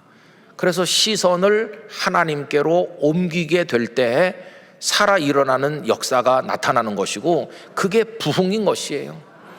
그래서 여러분, 부흥은 사회가 변화되고 바깥에 뭔가 좋은 일이 벌어질 때 부흥되는 게 아니라 내 심령 안에서 하나님을 깨닫게 될 때 그게 부흥인 것이에요. 내 심령 안에서 하나님을 깨닫게 돼서 하나님을 바라보게 될 때, 하나님을 깨닫게 될 때 내가 사는 거예요. 그게 부흥인 것이에요. 그래서 여러분, 우리가 뉴스 같은데 너무 그렇게 골똘할 필요가 없습니다. 새벽부터 밤까지 뉴스를 다 외우다시피 지켜보고 그 다음에 조선일보 보고 또 동아일보 보고 또 한겨레 신문 보고 경향신문도 보고 유튜브도 보고 이것도 저것도 다 보면서 달달 외워야 대한민국이 잘 사는 나라가 되는 게 아니에요. 그런 거 다 열심히 너무 하면은 저처럼 될 가능성이 있어요. 그런 거 너무 많이 하지 마세요. 그 많은 에너지와 시간과 시선, 우리의 모든 것의 낭비를 이제는 그만하고 하나님을 바라봐야 됩니다. 하나님으로 인해 살게 될 거예요. 하나님으로 인해. 하나님을 믿음으로 살고 그분이 우리를 붙드심으로 사는 거예요. 그래서 이제 하박국이 하나님 손에 들려있는 걸 더 이상 보지 않기로 했어요. 이제는 하나님만 보기로 했어요.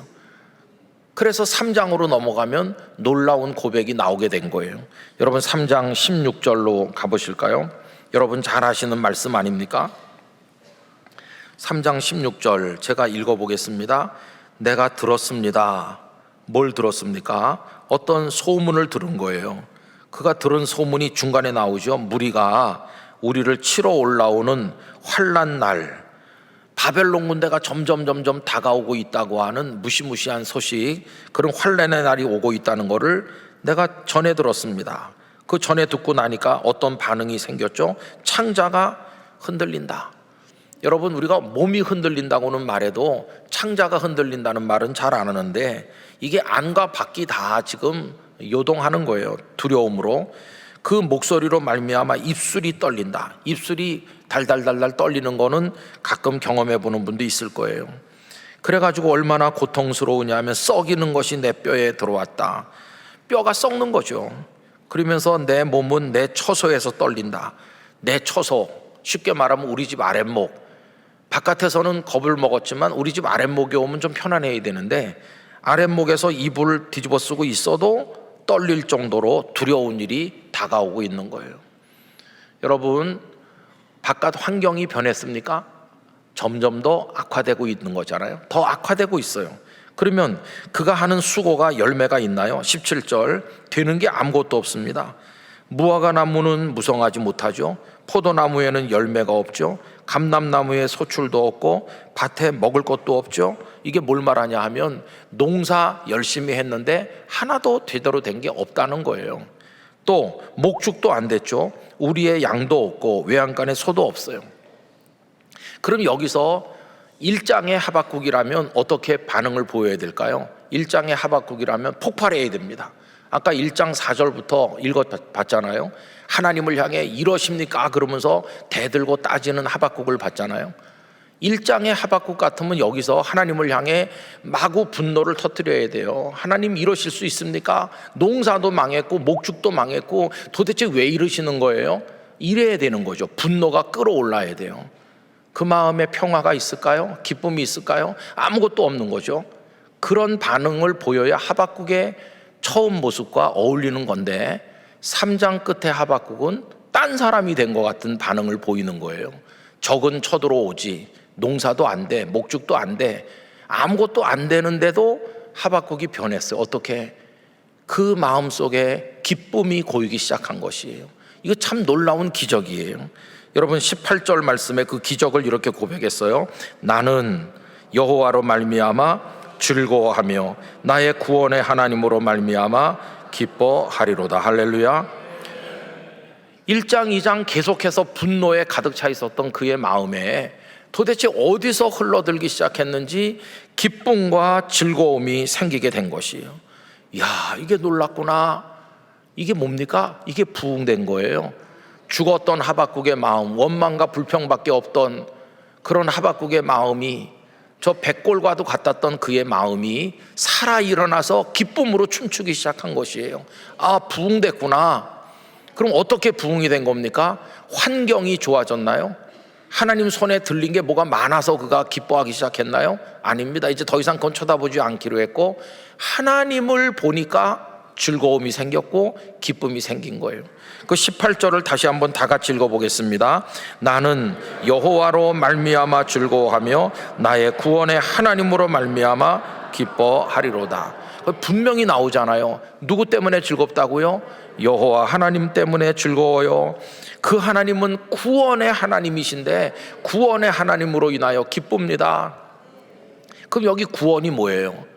우리가 생각할 때 1장에서 그가 원망하던 걸 생각하면, 그 원망하던 것에 맞춰서 얘기한다면 구원은 이스라엘 유다 사회가 정직한 사회, 하나님의 말씀이 잘 시행되는 사회, 강포와 폐역이, 변론과 분쟁이 다 없어지는 사회가 돼야 그게 그가 말하는 그런 축복 아니겠어요? 그런데 그렇게 됐나요? 그런 게 하나도 되지 않았어요. 구원이 되려면 그런 게 돼야 되는데 안 됐어요. 또 구원이 되려면 쳐들어오던 바벨론 군대가 포기하고 멀리 가버렸다, 전쟁은 끝났다, 이래야 그게 구원이잖아요. 근데 지금 그렇게 됐나요? 아니죠. 바벨론 군대는 더 다가오고 있고, 그리고 되는 게 아무것도 없는 고통은 계속되고 있잖아요. 근데 무슨 하나님을 구원의 하나님이라고 말합니까? 여기서 말하는 구원이 바로 우리가 생각했던 그런 류의 구원이 아니라는 걸 알 수 있어요. 여기서 말하는 구원은 하나님 안에서 살아나는 그 구원을 말하는 거예요. 하나님만 내게 계시면 나는 살아난다. 전쟁이 와도 나는 살아나고, 폭동이 일어나도, 변란이 일어나도, 어떤 고통이 있어도 하나님 안에서 나는 건재하고 살 줄로 믿습니다. 이게 구원인 것이에요. 여러분, 구원이 땅에서 이루어질 수도 있고, 이 땅의 생명이 끝난 이후에 영원한 생명의 나라에서 이루어지기도 하는 것이죠. 하나님께 살고 죽는 걸 다 맡겼다, 그런 뜻이에요. 이 땅에 좀 더 사는 거, 아니면 일찍 떠나는 거, 그런 걸 다 초월해 가지고 하나님께 나의 존재, 나의 생명, 나의 미래를 송두리째 맡긴 그 안에서 누리는 평화, 그걸 지금 구원이라고 얘기하는 거예요. 이때의 구원은 절대적인 구원이죠. 그 구원의 하나님으로 말미암아 기뻐한다. 하나님이 내게 뭐 건강 주시고 물질 주시고 자식 주시고 뭘 주셔서 이렇게 풍선이 부풀어 오르듯이 많은 게 더해졌기 때문에 하나님 좋은 분이에요, 이런 게 아니라, 그런 게 아무것도 없어서 풍선이 이렇게 빼짝 마르고 남들이 나에게 너는 실패한 인생이야 그런다 할지라도 내게는 하나님이 계시다. 당신들은 모를 거예요. 나는 하나님만 생각하면 기쁘고 즐거워요. 이게 그 심령이 살아 일어난 것이에요. 그게 부흥된 것이에요. 그러면서 그는 19절에 주 여호와는 나의 힘이시라. 여러분, 여호와를 힘이라고 고백하는 건 익숙하잖아요. 다윗이 시편 곳곳에서 여호와 하나님을 자신의 힘이라고 고백해요. 사실 다윗은 베들레헴에 그 2세의 8명의 아들 중에 막내로 많이 천대받으면서 고통받았죠. 형들에게도 제대로 인정 못 받고, 그리고 얼마나 그의 인생이 고달프고 어려웠습니까? 그러나 그의 평생의 고백은 여호와는 나의 힘이시라, 그거였어요. 여러분, 여호와 하나님은 오늘 동안교회 성도들의 힘이 되실 줄 믿습니다. 우리의 구원이 되실 줄 믿습니다. 우리가 그분을 믿음으로 살고 그 전에 그분이 우리를 붙드시는 신실함으로 우리를 살게 하실 줄 믿습니다. 그래서 아무리 대한민국 사회가 복잡해지고 저 북쪽에서 김정은이 이상한 걸 하고 뭐 여러 가지 어려운 일이 있고 우리 마음이 편안치 않고 여야가 정쟁을 거듭하고 그리고 뭐 포괄적 차별금지법을 만드니 마느니 하고 우리 머리가 다 폭발할 것 같이 어려운 처지에 있지만 다 내려놓고 하나님 한 분을 바라보시길 바랍니다. 그게 하나님을 경외하는 겁니다. 진짜 부흥은 그겁니다. 여러분, 하나님이 내게 주신 뭐 이것저것 그것 때문에 하나님을 따라다니셨다면 그건 하나님을 경외하는 게 아닙니다. 그런 게 다 없어져도 하나님 한 분이면 기뻐할 수 있는 게 진짜 하나님을 경외하는 겁니다. 우리는 하나님이 우리에게 뭘 주기 때문에 하나님을 경외하는 그런 존재가 아닙니다. 하나님은 수단이 아니시고 우리의 궁극의 목적이 되셔야 될 분이십니다. 하나님이 우리의 전부예요. 그래서 웨스터민스터 신앙고백 부록 중에 하나인 소요리 문답 제1문항을 잘 아시잖아요. 사람의 제1되는 목적이 무엇입니까? 사람의 제1되는 목적은 하나님을 영화롭게 하고 영원토록 그를 즐거워하는 것입니다. 그게 우리의 제1되는 목적이라고 이야기했어요. 그래서 교회 다니는 사람 많지만 하나님을 참으로 경외하는 사람은 그다지 많지 않습니다. 하나님이 주신 이것저것을 기뻐하는 사람은 많지만 그런 게 싹 없어져도 하나님 한 분으로 즐거워할 수 있는 사람은 그렇게 많은 게 아니에요. 세월이 더 지나면 우리 인생에도 뺄셈이 일어날 겁니다. 지금 여러분 댁에 가시면 가진 것도 많고 좋은 것도 많으시겠죠. 그러나 아까 제가 말씀드린 노 장로님처럼 우리도 뺄셈이 다 되고 할딱거리는 면모금에 숨만 남을 때가 올 겁니다. 그때 우리에게 뭐가 있습니까? 다 없어졌죠. 우리에게 무슨 희망이 있나요? 아무것도 없죠. 물론 자식들이 슬퍼하고 우리를 사랑하는 사람도 있겠죠. 그러나 그들이 우리를 영원으로 인도하는 건 아니잖아요. 다 없어지는 마지막 순간에, 마지막 호흡을 하는 순간에도 한 분 하나님만 계시면 우리는 사는 겁니다.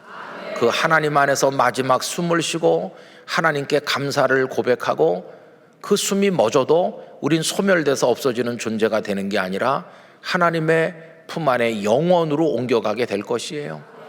이 땅에서의 마지막 발걸음이 천국의 첫 발걸음으로 이어지는 축복을 우리가 얻게 될 것이에요. 하나님 안에서 되는 것이고 하나님만이 주실 수 있는 것이고 우린 하나님만 바라보는 것이에요. 땅에 사는 동안에도 그렇고 이 땅에서 천국으로 갈 때도 그렇고 하나님만 경외하겠다. 하나님 한 분만 바라보겠다. 나는 다른 그 무엇도 바라보지 않고 하나님을 경외하겠습니다. 그게 진정한 부흥이라는 걸 생각하면서 우리 동안의 성도들은 하나님만 바라보시기 바랍니다. 우리가 찬양하잖아요. 하나님만이 나의 전부이시라고. 우리 찬양대가 그 찬양을 종종 부르는데 그게 끝날 때 어떻게 끝나냐면 점점 소리가 높아져서 전부입니다 그러면서 끝나는데 굉장히 곡이 높게 올라가면서 끝나요. 그 제가 들으면서 진짜 전부가 맞나? 전부가 맞길래 저렇게 열심히 부르시나? 그런 생각할 때가 많아요.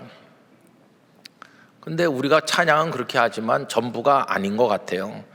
부산에서 목회할 때 집안에 경사가 있는 분들이 성도들을 대접하고 그랬거든요. 몇 명 안 될 때는 밥을 대접하다가 나중에 성도가 좀 많아지니까 돈이 부담돼서 그냥 식사는 교회에서 이렇게 하고 이제 간식만 제공했어요. 뭐 귤이라든지 요구르트 뭐 이런 거 저런 거 이제 결혼식을 하거나 하면 그렇게 했는데 그래서 어떤 집에서 떡하고 귤하고 뭐 요구르트 이런 걸 이제 가져왔는데 나눠주다 보니까 떡도 있고 귤도 있는데 요구르트가 좀 일찍 떨어진 거예요. 그래갖고 배식 받는 어떤 성도가 요구르트를 못 받은 거예요.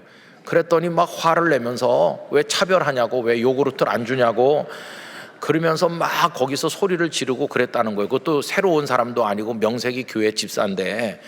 그래서 제가 요구르트 마귀가 굉장히 세다는 걸 알게 됐습니다. 요구르트도 요새 나온 거 막 몇천 원씩 하는 비싸고 그런 게 아니고 제일 조그만 한 100 얼마 하는 그런 옛날 요구르트인데 그거 못 받았다고 뭐 교회를 나오니 안 나오니 막 화를 내면서 그런 거예요. 방금 전에 찬양은 하나님이 전부입니다 이렇게 하고, 당장 식당에 오면 요구르트 때문에 마음이 상하고 실제로 한 주간, 한 달 동안 교회 안 왔어요. 그분 한 달 동안 아마 하나님이 더 비싼지 요구르트가 비싼지 계산을 해보고 그래도 교회 가자 이렇게 온 것 같은데, 아이고 여러분, 정말 하나님 한 분만 경외해야 됩니다. 우리가 자식들에게 딴 거 물려주지 못해도 하나님 경외하는 믿음을 물려주고, 우리가 자녀들을 끝까지 지켜주지 못해도 하나님이 너희들에게 신실하시다 그 확신을 물려준다면 우리 자녀들의 심령은 부흥되어 살아날 줄로 믿습니다. 지금 한국 교회가 다 하나님을 찾고 있지만 정말 하나님을 경외하는지 이게 의심스러운 거예요. 여러분, 우리는 하나님밖에 없습니다. 그런 믿음으로 승리하시기를 간절히 축원합니다. 여러분, 이제 머리 숙여서 하나님 앞에 기도하려고 하는데요, 이제 같이 통성으로 한번 기도한 이후에 목사님들이 나오셔서 찬양 인도하시고 기도회를 좀 할 텐데, 이제 우리 다 같이 가슴에 손을 대고 통성 기도를 드리려고 합니다. 하나님, 저 몇십 년 신앙생활 했습니다. 그런데 오늘 말씀을 나누면서 보니 제가 하나님께 집중하지 않고 하나님 한 분으로 만족하지 않고 하나님을 목적 삼지 않고 하나님의 손에 들린 그 무엇인가를 바라보며 그것을 추구하는 게 신앙처럼 왜곡되어 있었던 걸 깨닫습니다.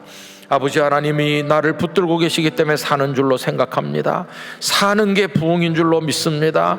여호와는 나의 힘이시라고 말하면서 여호와로 인하여 즐거워하고 구원의 하나님으로 인하여 기뻐할 믿음을 주시옵소서. 하나님을 바라보게 하여 주시옵소서. 다 같이 주여 한번 부르며 통성으로 기도합시다. 주여.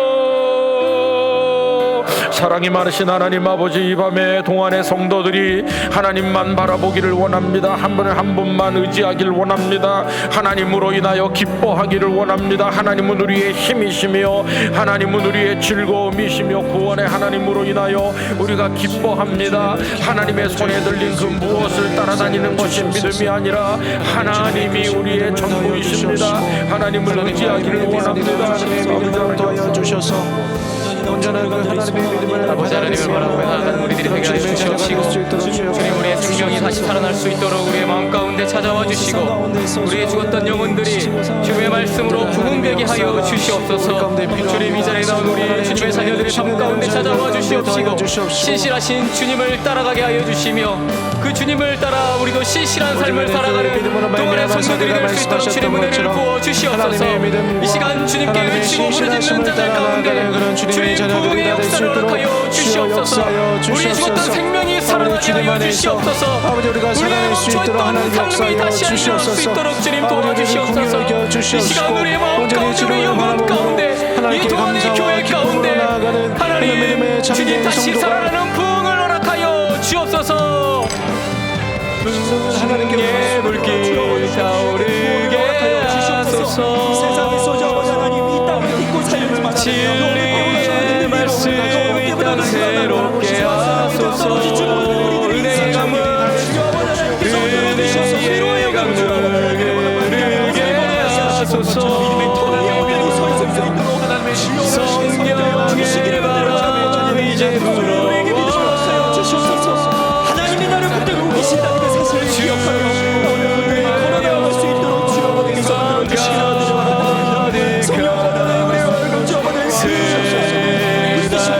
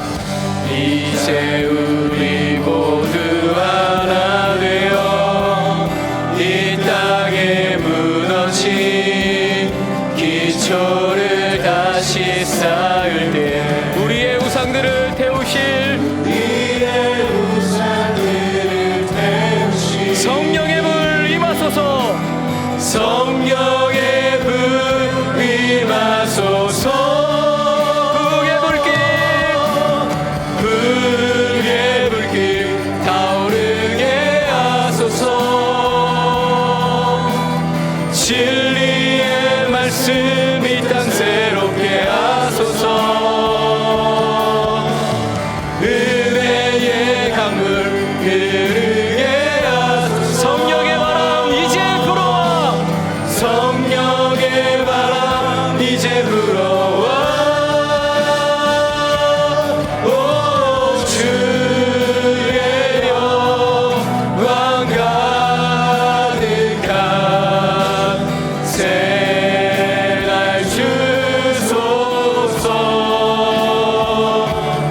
오 주님 나라 이 땅에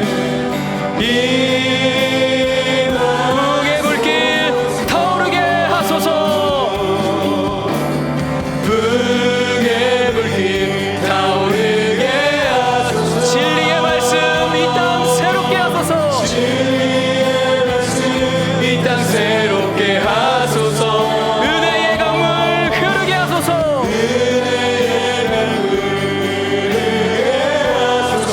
이곳에 성령의 바람 불어오게 하여 주옵소서. 이제 불어와.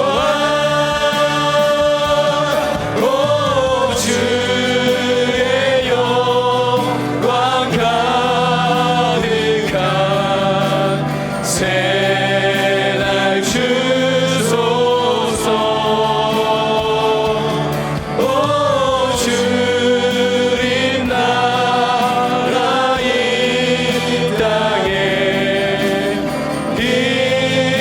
우리 마지막으로 고백합니다. 북의 불길 타오르게 하소서.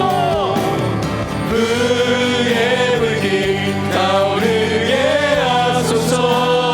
진리의 말씀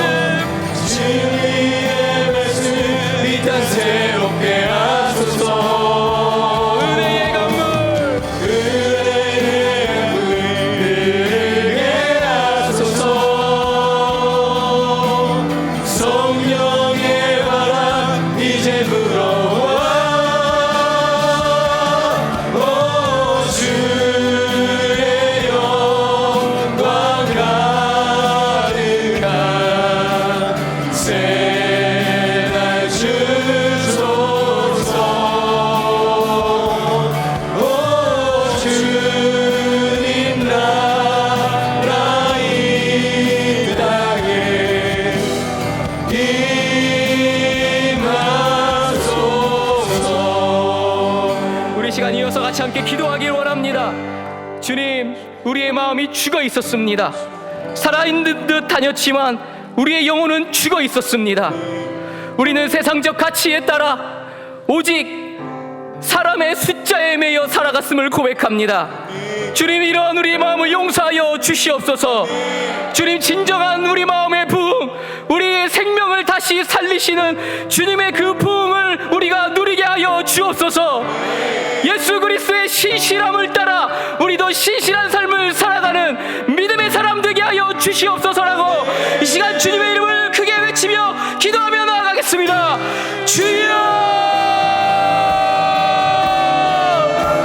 살아계셔서 우리 가운데 함께 하시는 신실하신 하나님 아버지, 아버지 하나님, 우리의 죄악되고 그만하고 오만한 삶을 용서하여 주시옵소서. 살아있는 듯 살지만 실상은 죽어서 일어나지 못하고 오히려 죽어서 살아났던 우리를 용서하여 주시옵소서.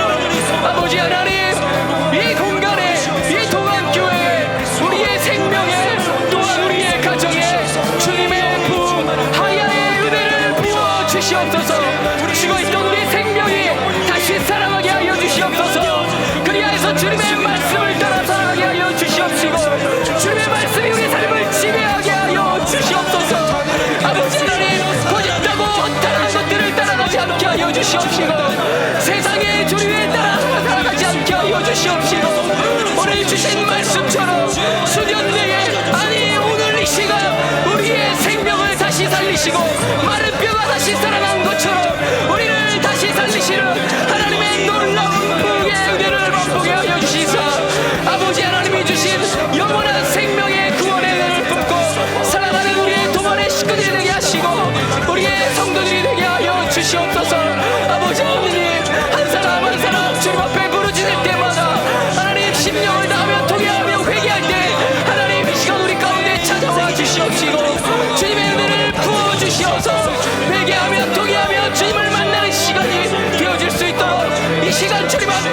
주시옵소서. 오 주님, 우리의 마음 가운데 죽어있는 우리의 영혼 가운데 주님의 영을 불어넣어 주시사 다시 우리가 살아날 수 있게 하여 주시옵시고, 우리의 발과 손과 언어와 생각이 오직 주님의 말씀의 삶을 따라가는 신실한 주님의 종들이 되어줄 수 있도록 아버지 하나님 붙들어 주시고 인도하여 주시옵소서. 아버지 하나님, 우리의 연약하고 하나님 거짓되고 위선된 삶에서 벗어나게 하여 주시옵시고, 주님 이 시간 주님께서 불어넣어 주시는 영원한 생명의 삶을 살아갈 수 있도록 하나님 이 시간 이 공간 가운데 역사하여 주시옵시고, 성령의 은혜를 부어 주시옵소서. 주님 살아계신 주님의 역사가 이 시간 이 자리에서 일어나게 하여 주시옵시고, 이 시간 이 자리에 모이는 사람 한 사람 그 심령 가운데 주님 찾아가 주시고, 우리가 통일하며 주님 앞에 나아갈 때마다 성령의 하나님의 은혜가 넘치게 불어넣어 주시사 우리의 삶이 변화되게 하시고 돌아서게 하시고 우리의 방향을 전환하게 하여 주시고 우리의 생각과 가치관이 달라지게 하여 주시옵시고, 오직 하나님만 따라가는 삶이 되어질 수 있도록 주님 인도하여 주시고 붙잡아 주시옵소서. 우리에게 긍휼을 베풀어 주시옵소서. 하나님 다시 한번 일어서게 하여 주시옵시고, 무너진 것들을 다시 쌓게 하여 주시며 아버지 하나님을 바라볼 때마다 하나님 주님의 주시는 충만한 은혜 가운데 우리가 무너지고 쓰러져서 주님의 손을 붙잡게 하여 주시옵소서. 주님 은혜를 부어 주시옵소서.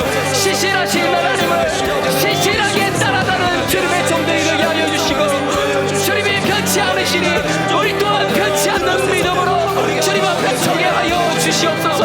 아버지 하나님 우리가 쓰러지고 연약하고 부러질 때마다 실패할 때마다 하나님 주님 바라보게 하여 주시옵시고, 주님을 따라가는 삶을 살아갈 수 있도록 오 주님 우리 가운데 주님의 생명 주님의 부흥을 허락하여 주시옵소서. 성령의 은혜를 부어 주시옵소서. 이 시간 이 부흥의 자리 가운데 주님을 만나고자 나왔사오니 하나님 세상적인 부흥이 아니라 우리의 영혼이 부흥되게 하시고 우리의 영혼이 살아나게 하여 주시고 거짓된 것들이 물러나게 하여 주시고 주님의 신실하신 생명이 우리의 영혼과 마음과 생각과 우리의 손과 발에 가득한 시간이 되어질 수 있도록 아버지 하나님 이 시간 역사하시고 함께하여 주시옵소서. 오 주님 이 시간 주님의 은혜를 간구합니다. 오 주님 살아계신 주님을 만나보자 주님 앞에 무너지고 싸우니 오 주님께서 이 시간 함께하여 주시고 성령의 바람 성령의 은혜를 주님 우리 가운데 부어 주시옵소서. 주님의 영혼을 주님 사랑하는 영혼들이 이 자리에 싸우니 하나님 한 명도 하나님을 변하지 마시고 이 영혼 한 영혼들이 찾아와 주시사 주님 만나고 변화되게 하여 주시옵시고 주님으로 인하여서 우리 삶이 나게 하시고 우리의 삶이 주님의 향한 그 놀라운 시선으로 가득할 수 있도록 아버지 하나님 우리의 몸과 마음과 생각과 모든 것들을 변화시켜 주시옵소서. 주님만을 바라보며 기도하며 나아갈 때 하나님 이 시간 주님의 놀라운 생명의 역사를 다시 한번 일으켜 주시옵시고 주님만 믿는 믿음만으로 살아갈 수 있도록 주님이 주신 이 선물을 잘 받아서 주님 나아갈 수 있도록 우리 영혼 가운데 함께하여 주시옵소서. 주님 이 시간 주님의 공에 은혜를 부어주시고 함께하여 주시옵소서. 주님을 만나는 삶이 되게 하여 주시옵시고 주님을 경험하게 하여 주시옵시고 이 시간 우리가 잃어버렸던 우리의 생명의 삶을 다시 되찾아 살아갈 수 있도록 오 주님 이 시간 우리 가운데 함께 하시고 붙잡아 주시옵소서. 오 주님 은혜를 베풀어 주시옵소서. 주님 가운데 은혜를 베풀어 주시옵소서.